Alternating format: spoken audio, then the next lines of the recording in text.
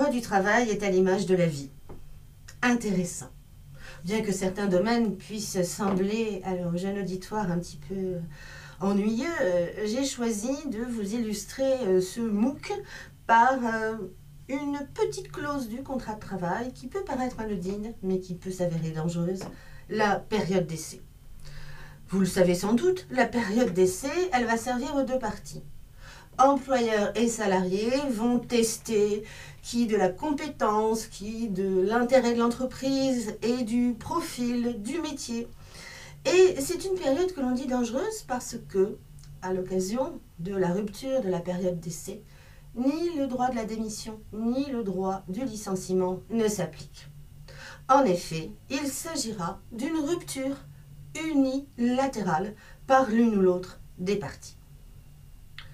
Auparavant, le droit de la période d'essai était essentiellement jurisprudentiel, bien que souvent conventionnel, puisque des dispositions relatives aux périodes d'essai se trouvaient, et se trouvent toujours d'ailleurs, dans les conventions collectives de travail.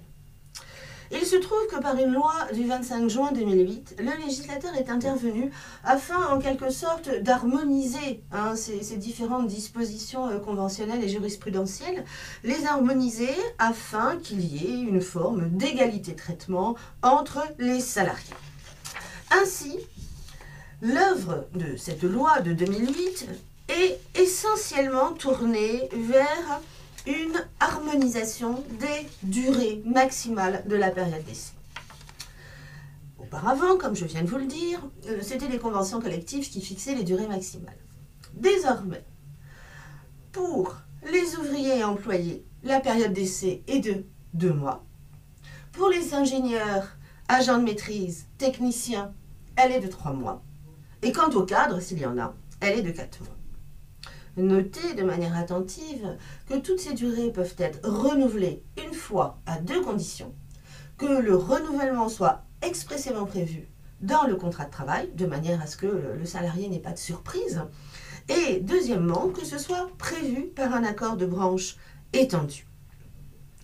Les durées de période d'essai ont fait l'objet de contentieux parfois intéressants, notamment vis-à-vis des normes de l'OIT, l'Organisation internationale du travail, qui adopte des conventions qui parfois vont perturber notre droit. Il y a plus de 10 ans de cela, le contrat nouvelle embauche, qui obligeait un jeune salarié voulant entrer dans le monde actif à avoir une période de consolidation de 2 ans avant que son contrat soit conclu à titre ferme.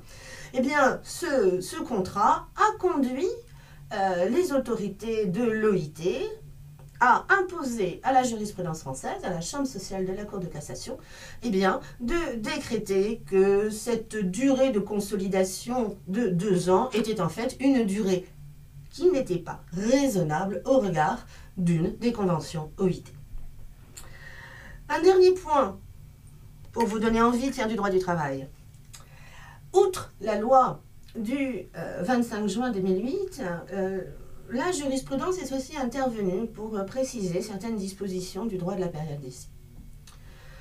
Notamment, il a été question de distinguer la période d'essai de la période probatoire.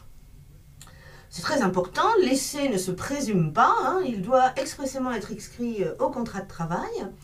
Et pour autant, comment qualifier la période qui consiste pour un employeur à proposer un nouveau travail aux salariés, déjà embauchés et ayant eu déjà une période d'essai? Ce nouveau travail est censé être une forme de promotion, mais que se passe-t-il si le salarié ne remplit pas les objectifs qui lui ont été imposés? À ce moment-là, la juridiction de la Chambre sociale de la Cour de cassation a décidé que cette période qui prend effet lors de l'exécution du contrat s'appelle la période probatoire, qu'elle ne peut pas être rompue comme la période d'essai de manière unilatérale, singulièrement par l'employeur, et que de ce fait, si le salarié ne remplit pas ses fonctions, la seule chose que l'employeur peut faire dans un premier temps, c'est le remettre dans ses anciennes fonctions.